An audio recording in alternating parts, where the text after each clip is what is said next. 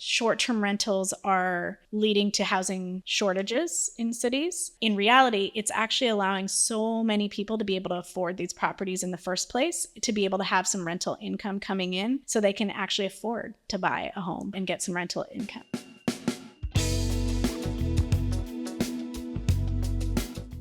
I am so excited to sit down with Sarah Carter today from Enclaves, which is a short-term rental and property management company. So Sarah, thank you so much for being here. I'm so excited you finally came out here, and I'd love to hear what is it that you do, how'd you get in the business, and all the things. Absolutely. Yeah, I'm excited to be here too.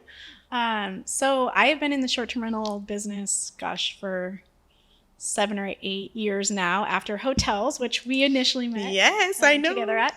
And it really is a branch of hospitality. That's how I got into it. Our company, Enclaves, we are a property management company, but we really specialize in short-term rentals or mid-term monthly rentals. So we don't do any of the long-term traditional leases. We really, our sweet spot are those short-term rentals, also known as vacation rentals. Yes. Or here in Seattle, also the monthly rentals. How do you choose a client as far as, what attributes does someone have to have in their property for you to be considering to work with them? Sure. Well, man, anyone that owns a property could be one of our clients. Okay. So we want to talk with everyone and see what their property is, what their goals are.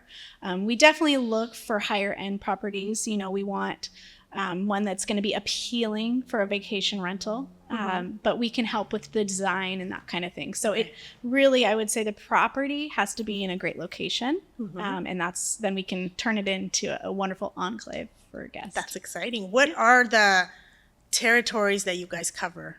Sure. Yeah. So we're mostly Seattle right now, but we're growing, and we really do want to expand across Washington. Okay. So we've also partnered with some real estate partners in Tucson. So we actually also have successfully managed some properties down there. Okay. But Seattle is our home. We love it. We really do want to keep it local that way, and then branch out into the Western Washington. We're also looking over across the mountains in Orondo is a new kind of up and coming place for vacation rentals as well. Water and mountains and everything. What would you say is a perfect short-term rental if somebody has an investment property? What does a perfect short-term rental look like? Sure. So, it depends on the location for sure.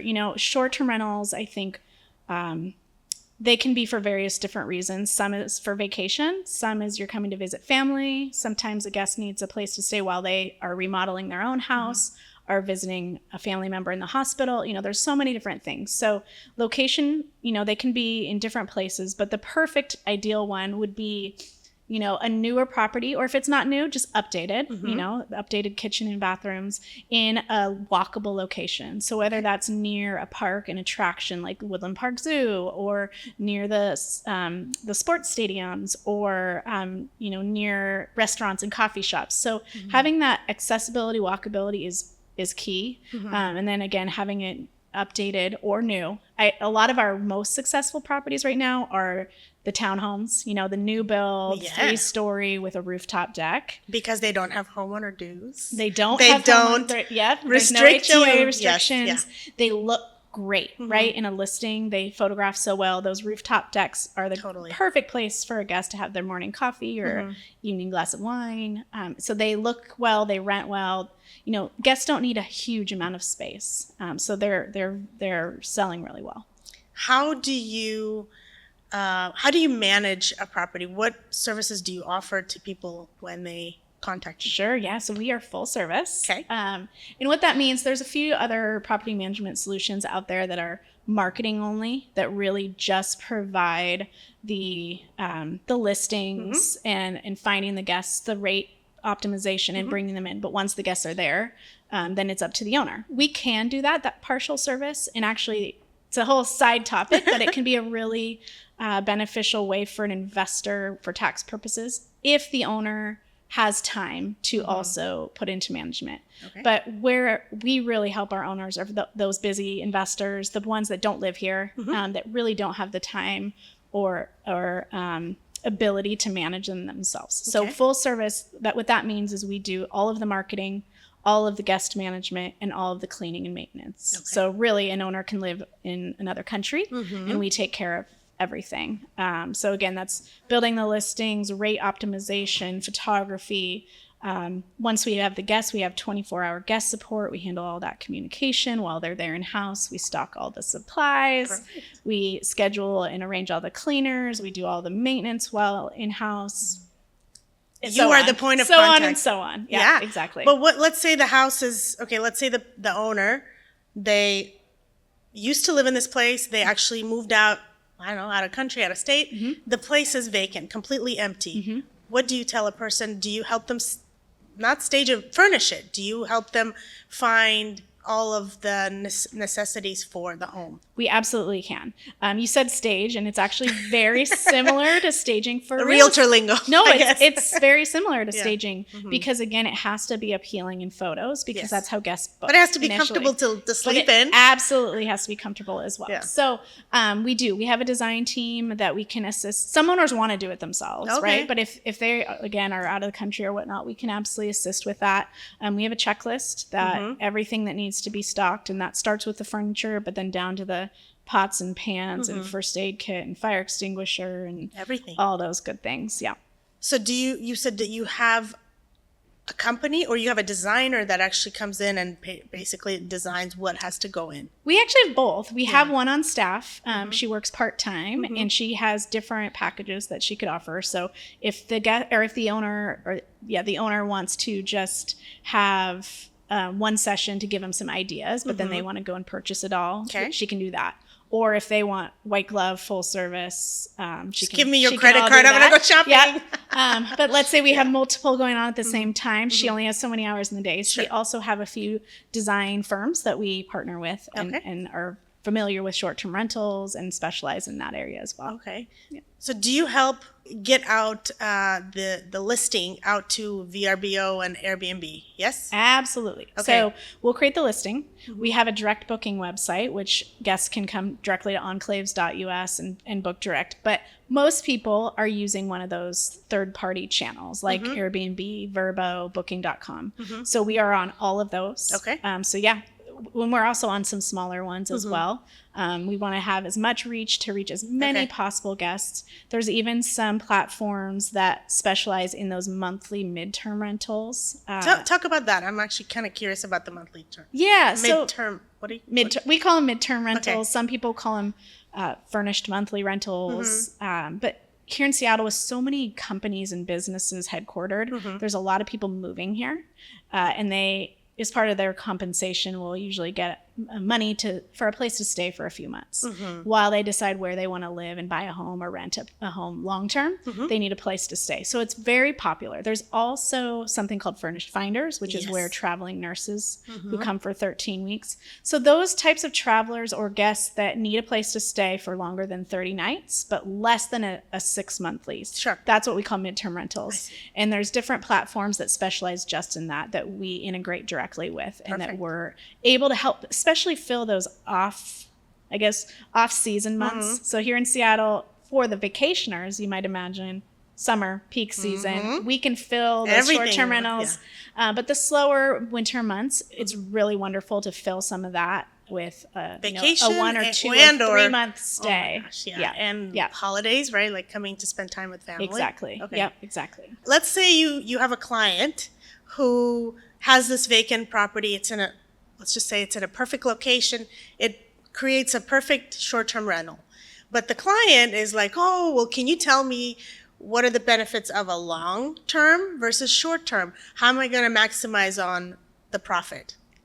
Yes. What would you say? Yes. Good question. So if it all comes down, if it is purely investment, it's going to be very, very close here in Seattle, the way that the numbers pencil out. But there's so many different reasons to consider short-term versus long-term, other than just the revenue side of things, the income.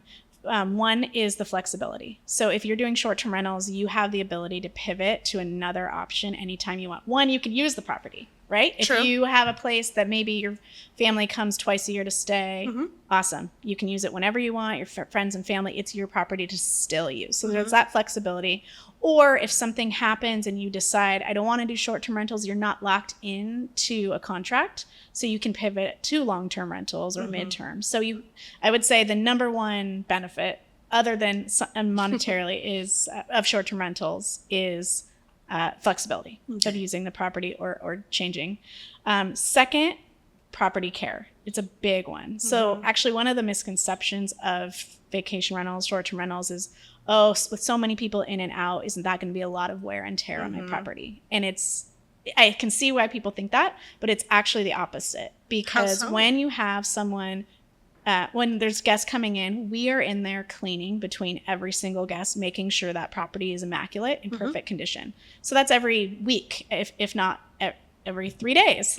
Whereas with a long-term rental, you might have a tenant in there for 6 months, a year. You don't set foot in it. You have no idea what they're doing, how they're treating it. Whereas the short-term rental guests, they actually do feel more like a guest. So the care overall of the property is much better with a short-term rental. So that's another thing to consider. Here in Washington, you don't have to deal with the landlord-tenant laws, which for some people can be a headache. With short-term rentals, you don't have to do that because they're staying longer. Or I'm sorry, they're staying shorter periods of time. But then on the revenue side, to kind of go back and answer your question, short-term rentals can make more revenue, but there's also higher costs with management fees. So usually, again, it kind of pencils out. It depends on the market, though. Every year is a little bit different depending on who's traveling, what's going on in the world. So with short-term rentals, you can make more money. Let's say you're going to make $6,000 in the month, whereas with long-term rent, maybe you're only going to get $4,000. Totally. However, the costs are higher. So a lot of times it does pencil out. But if it's a busy travel season, maybe we're going to get $7,000 this year because we can really push the rates. There's an extra $1,000 that you wouldn't have got. So a little bit more risk, but can definitely have more reward. So if owners need that consistent revenue that they know exactly how much it's going to be month to month, then long-term is a good solution. But if they have the ability to say, hey, you know what? If we do short-term rentals, I might be able to make $10,000 a month in the summer, even though I know I'm only going to make $3,000 in the winter. It's still going to, at the year's end, you could make more. Okay. I bet your experience in hospitality, your previous hospitality, you know who's coming to town, any major sporting events, Oh, yeah. We can talk about the World Cup, right? And how that can benefit an owner if they are thinking of short-term rentals and, our city's going to be packed. Oh, yeah. Absolutely. So we have revenue management. We have people. We have algorithms where we're looking at what's going on in the city. So those big events like the Taylor Swift concert, for example, that's true. The rates were literally off the charts. But we are able to look at that and price our units, our properties accordingly and take advantage of that. Whereas with long-term rentals, you don't even have that opportunity. There's things like golf tournaments. There's Seafair. Speaking of the Taylor Swift concert, our owners that night probably made the same that they would have made in a whole month in 3 nights. Oh my God. Lucky owners. Oh my gosh, that's amazing. Yeah. Well, if you find a property in the perfect area that can serve, all these events that are coming into the city, I think you can max out. Oh my gosh, absolutely. Like Capitol Hill, Queen Anne, we are probably our most successful locations downtown, just with everything that they're close to. But anything near the U District, we have some really successful properties in Green Lake. There's demand for different areas for everything, which is great. Oh my gosh. So how does someone get started in doing a short-term rental? I mean, what are some of the things they need to prepare themselves? I think... Well, let me ask you this. Do you mean before they buy it or they already have the property? They already bought it. Okay. And then they're considering to do, what do I do? What's the next step? Yeah. I mean, first, I would just say talk to me or someone within the industry because we have a lot of that knowledge. They're going to call you. And can save them that time. Because I was going to first say educate yourself. The most important thing in this, they may have already bought the property, but for anyone that hasn't bought it already, the most important thing to first look at is compliance because there are regulations in every jurisdiction, whether it's a city, a county, a state. And you would know those? I know them, Okay, or I can help at least research them if it's an course. area outside of Washington. But I'm happy to do that because I know what to look for. But you want to just make sure that you can legally operate a short-term rental, first and foremost, right? Because you don't want to get started and then have to cease and desist or whatnot. So, do your diligence and research, making sure it's allowed to be there. And then after that, again, talk to someone in the management and see how they need to furnish it, what amenities they might have. We might go in and say, oh gosh, this is great, but have you ever thought about adding air conditioning? Because that's an amenity that a lot of guests search for and not that many people in Seattle have, so you can charge a premium for it. We can talk about things. Do you want to allow pets? That's a whole nother conversation that we can do. So just thinking of some of those different amenities that they can add on to their home.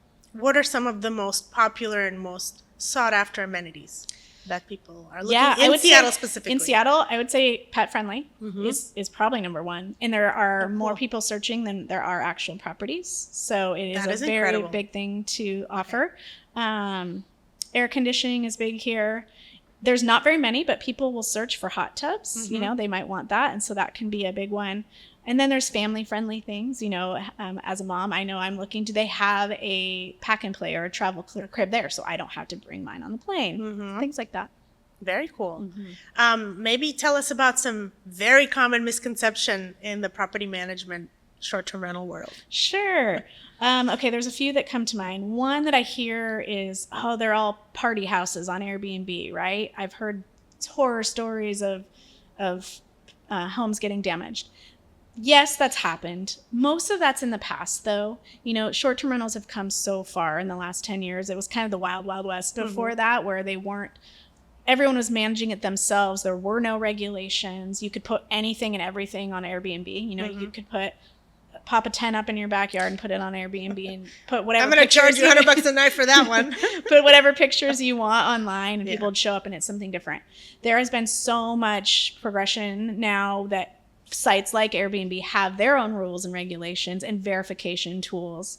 And then with professional property management, you avoid all that. We're doing things like guest ID verification and screening. Wow. So it's come so far. So when you hear stories like that, that's so few and far between now. So more compliance now. Yes. More and there's regulation. Also insurance that protects you from that now. There's specific damage waivers and rental liability insurance for short-term rentals that covers. If there is a party at your home, we're going to go in and make sure everything is repaired, replaced, no cost to you, and take that down. So I would say that they're all party houses is a huge misconception. They're really not. That's in the past. Another one is that and I spoke to this a little bit earlier, but that they are for vacations only. There are so many people looking for short-term stays. And I alluded to that with, people coming to visit family, people coming for medical treatment, they're remodeling their house. Maybe they just sold their house but aren't moving for 2 weeks. People look for that for sure. Yes. So we have so many different types of guests coming for different reasons. Let's see. Another one that I hear a lot is that short-term rentals are leading to housing shortages in cities. And there's a lot of research that's going on, and not to say that it might not have some factor, but in reality, it's actually allowing so many people to be able to afford these properties in the first place, to be able to have some rental income coming in so they can actually afford to buy a home and get some rental income. So that is very true. There's that positive. How about some horror stories? Do you have any? Do I have any? This is with a previous company, not many, 4 or 5 years ago. That's many. And beautiful home. I walked up and was like, oh, this is going to be amazing. Had a pool and hadn't met the owners in person or whatnot. And we go in, we look at the downstairs. Everything looks great. We go upstairs to the bedrooms. I walk in and let's just say it looks like it was the set of 50 Shades of Grey. No way! Are you kidding me? I wanted to see your reaction. I didn't know what to say. I thought, and they kind of immediately started to try to like, oh, sorry, we didn't clean up, put stuff away. Oh And my I just like, okay, let's see the next bedroom. I, just moved on, but Oh my God. that is crazy. startled Like, me. did you take on that property? Ultimately, we would have been willing to. If they didn't. We would have been willing to. We'd have to definitely redesign that bedroom. But ultimately, we found out that city that it was in wouldn't allow short-term rentals. Okay. It was years ago, kind of before some of the mainstream regulations came out. And so we did some digging and it wasn't going to allow it. So no. Oh my gosh. So that is not an amenity that's searched for that I know of. You never know. Yeah. Off the top of your head, do you know which city in immediate Puget Sound region do not allow short-term rentals? Yes. Right now, at least. Right now, the biggest one is Bellevue. Okay. They have some that are allowed in multifamily units only, but only in certain zones. And even with that, you need a conditional use permit. So I could go on and on about this and not bore you, but it's very, very, very difficult, if not impossible, to do a true full home, single family short-term rental in Bellevue. But, Medina is, people consider it part of Bellevue. It has no restrictions whatsoever, so that's allowed there. Kirkland has some restrictions as well. It's allowed, but you can only rent it 125 days out of the year, and the rest must be owner-occupied. So there's a lot of that. Each is so different. There's nuances where it's not just whether it's allowed or not, but what they require that makes it operational or not. Wow. I mean, I remember in like 2020 how much Airbnb and all the short-term rental has become so popular. It was just like everywhere, no restrictions. And then now I actually had a client who lives in California and they want to own a place here. They wanted to start in Kirkland. And what their budget allowed was only a condo. And I said, I am so sorry. You cannot have a short-term rental in the city of Kirkland.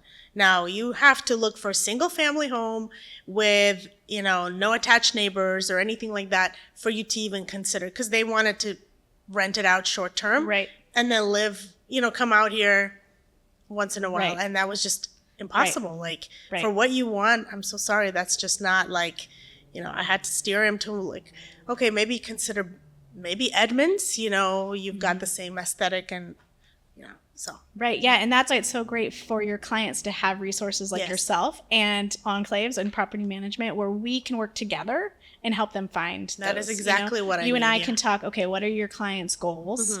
And then I can say, okay, so Kirkland's out, but have we, and like you said, Edmonds or whatnot, we can talk about other options or ways around it. You can help them find and buy their property. That's the goal. Yep. And then we can help them get it ready and actually rent it. That's awesome. I mean, that would be ideal, of course, right? It's funny that you say about my hotel experience because, yes, I used to work in luxury hotels in Seattle. Well, here at Enclaves, we think of each of our properties as its own mini hotel. So we use the revenue management, some of the similar revenue management strategies that we used in my old hotel world to maximize our occupancy with all those events that you were talking about. Yeah, I think having that experience is amazing. We also want to make sure each guest feels like they're, staying at a mini hotel? Yes, at a mini hotel, exactly. So we have an amazing coffee setup that we do. I mean, you're coming to Seattle. I love it. We are coffee you need to lovers be well here, caffeinated, So we have our own little branded bag of whole beans that we leave with a coffee grinder. We have an espresso machine with the pods, but we also have a French press for those guests that like that. So they need to have an experience. Exactly. Pretend like you're in Starbucks Reserve. Here you go. Exactly. Yes. Love that. Are there any specific neighborhoods in Seattle, since you specialize in Seattle, that you recommend to have a short-term rental for someone? Oh, for sure. Usually the closer you are to downtown, the better, right? A lot of people want to go downtown for various activities, but finding them in downtown is harder. There's a few condo buildings that do allow short-term rentals. So our top performing neighborhoods are Queen Anne. I mean, Lower Queen Anne could not be better, right? You're right by Climate Pledge. You're right by Seattle Center, the Space Needle, so many restaurants. But Upper Queen Anne, you have the quintessential view of Seattle and the skyline. So definitely Queen Anne. And with that, East Lake, Capitol Hill is huge because it's so walkable. There's the hospitals, the universities, and so many visitors drawn for those. I would say those are our top two. In West Seattle, we do have some success on Alki. We have wonderful properties there. One thing to watch out for is another regulation of the Shoreline Code is that in the city of Seattle, you can't have a short-term rental on waterfront property. That is such a bummer. It's such a bummer, I know, right? Because you'd want to, but we have some that right across still have the water view, and Alki has that vacation feel, right? Okay. So we definitely have some success there. So. But yeah, any of those little neighborhoods that have that that coffee shop, that restaurant, those are all, Ballard, Fremont, Wallingford, Green Lake. We have successful properties in all of those, and they rent very well. They do. Okay. And are they single family or townhomes? I'm sure no condos, but what is the most? Most of them are townhomes or single family. We do have a few that are apartments, basically a duplex, and we rent one and the owner lives in the other or rents out the other one long term. Okay. What about size? What is a perfect spot for size? Yes, great question. 2 and 3 bedroom are really the sweet spots for short-term rentals, mostly because 1 bedrooms, while they still can do well, there's a lot of travelers looking for a 1 bedroom. You're also competing against the hotels there. So there's a lot of supply. They still do well, but what we really love are those 2 and 3 bedrooms. Okay. Very good info. Yeah. What about like size as far as square footage goes? That's less important because, again, when you're, especially for the vacationers, the short-term stay, they're out and about. They're doing a lot of things. They want a place to sleep. They want to be comfortable. They want a kitchen to cook in. That's a lot of the times the reason they booked a short-term rental instead of a hotel. The outside is actually fairly important. We love the ones I mentioned, rooftop decks earlier. Those are great. But if they have an outdoor patio, a place where they can sit outside and enjoy the view if they have one, or just have their morning coffee, outside. That's really important. So it doesn't have to be large. I would say, the 1,000 square foot 2-bedroom townhome or the 1,500 to 1,800 square foot 3-bedroom. Perfect. And modern is a very common and modern very is liked. Common for sure in the townhomes, but we also have some amazing craftsman style properties in Queen Anne, Fremont that have that charm, but they've been updated. Yeah. They've been painted. Maybe they're light and bright with really cool design furniture that pops and catches the eye, but it still has the curved archways and the built-ins and all that charm. People love that these days. Yes. I just want to be here as a resource for you and your clients or anyone that either has an investment property, a vacation home, or is thinking about getting one. I am here to answer those questions, be your go-to, and help you out. No, I love it. And I'm already here. My wheels are turning. Like, I have so many people that I can send your way and have them, use you as a resource because this is amazing. I mean, I wouldn't know that information, but you are the expert. So thank you so much. I really appreciate your time, and hopefully we can work together very soon. Absolutely. Thanks for having me.